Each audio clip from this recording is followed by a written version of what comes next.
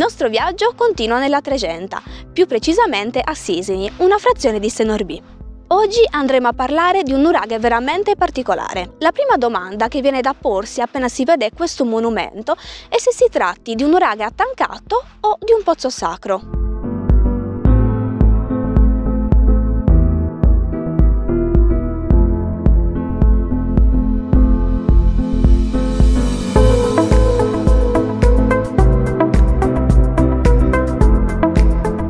Il dubbio sorge per via della sua planimetria, in quanto ricorda benissimo quella di un pozzo sacro, mentre la sua camera interna ricorda quella di un nuraghe.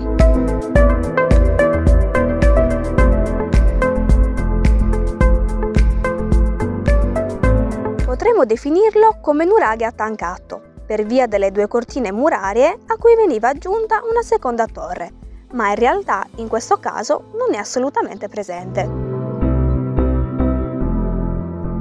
Dalla planimetria potrebbe sembrare un pozzo sacro sopraelevato di dimensioni notevoli, e se così fosse oggi parleremo del pozzo sacro più grande della Sardegna.